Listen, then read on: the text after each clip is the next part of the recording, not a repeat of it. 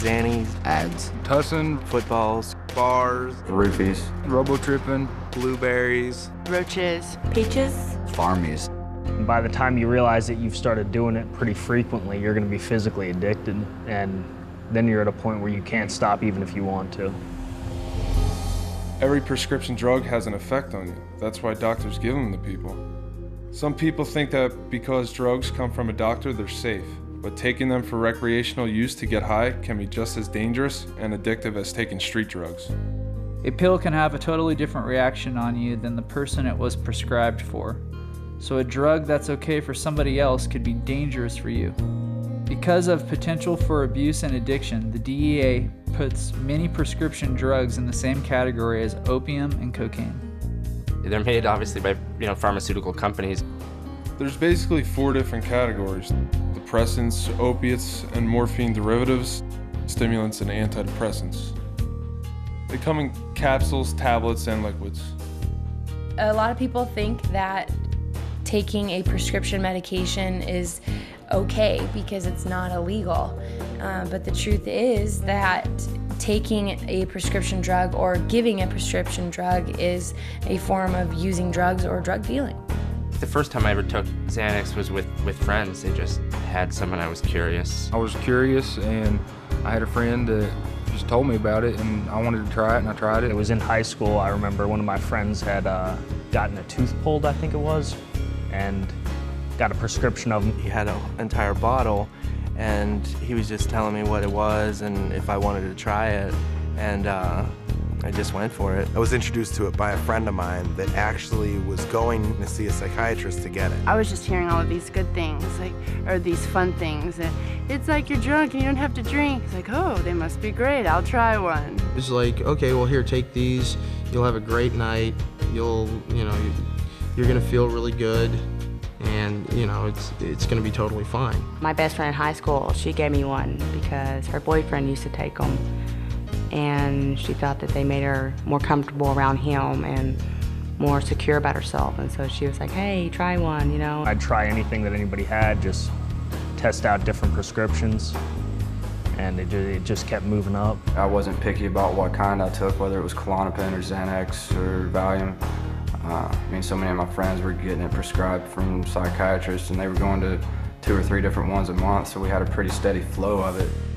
I started going to doctors and, telling them a lie about trying to get Xanaxes, telling them that I couldn't concentrate at school, or I was just nervous or not comfortable around anybody.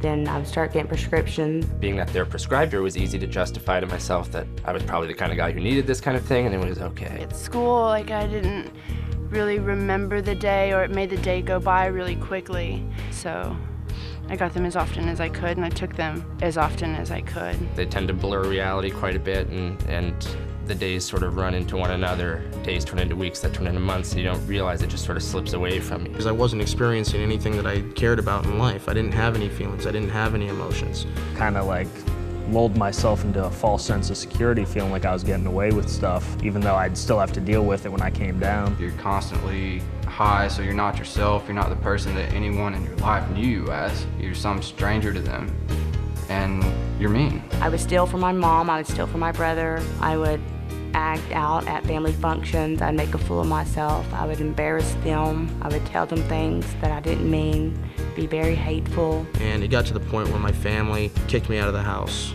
and weren't willing to have me around when I was taking it because of how violent I would get. Within 24 hours, you're starting to come down and you crash off of it. Feeling like the worst case of the flu, can't move, can't think, just don't feel like yourself at all. Feel yourself starting to get depressed, being just less happy with everything around you. I was very depressed. My panic attacks and anxiety was at a very high point.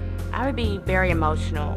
I would start crying, angry. When you're in that position, when you're feeling really physically ill and you know that you can get rid of it, it can be gone in 20 minutes. It's just all too easy to reach over and grab some more. By the time somebody's been addicted for so long, they don't have enough strength left in them to actually try and do that, so it's just easier to stay high. I would black out, and you're like, okay, what happened for the last 2 days? You'd piece things together, and you couldn't remember it one bit, totally black. When I would black out, I was completely awake, but I have no recollection of what happened. On my way home from the party, I got into 3 different car accidents because I was blacked out and I had no idea what I was doing. Got to my mom's house and the cops were coming. I knew they were coming. My only solution was my plan was to blow up my car in my mom's driveway. So I went out and I set my car on fire. I passed out at a party.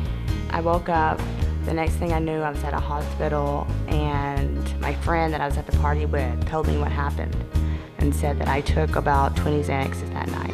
They called an ambulance, took me to the emergency room, and they had to pump my stomach. They thought I was trying to kill myself, but I was just trying to get high. I was drinking with the guy, and he kept on like encouraging me to drink more, and I didn't understand.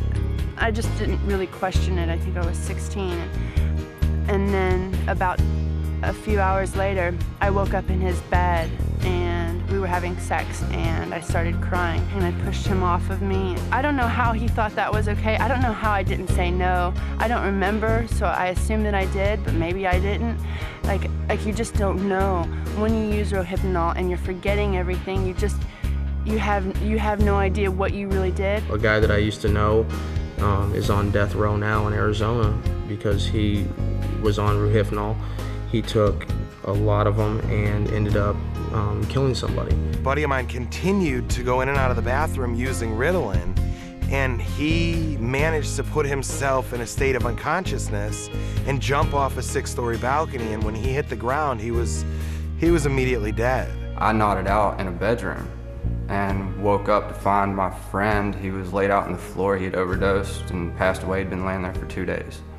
And my friend, this other girl, she was sitting in a chair right where I'd left her, slumped over, blue. I actually had to crawl over 2 dead friends to get out the door. Even when you come off of it, you're still cloudy in a way. Can't comprehend, short-term memory loss. Things don't seem to be as clear in my mind. Things don't seem to connect as quickly in my mind. I don't remember any of the times that I was blacked out.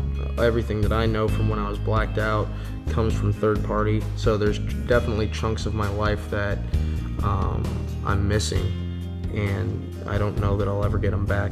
There's weeks of time that I have no idea, what was going on. The people who want you to buy these drugs they don't care. They really don't care about what happens to you. They want the money, and that's really what it comes down to. Otherwise, they just wouldn't do it. They wouldn't make it sound so good. They wouldn't make it sound so interesting. They wouldn't make it sound like this thing that it's gonna be this one-time fun thing.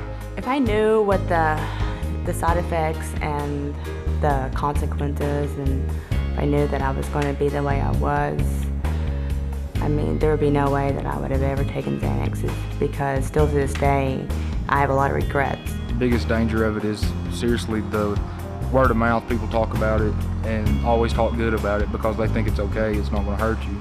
But it's just as hard on you as a cocaine would be.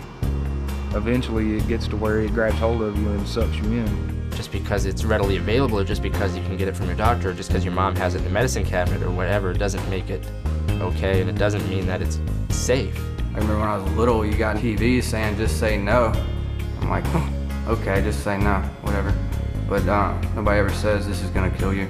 This is gonna take your life away. This is gonna make your family hate you. It's gonna make your girlfriend hate you. It's gonna make life a living hell. I probably would have listened to him.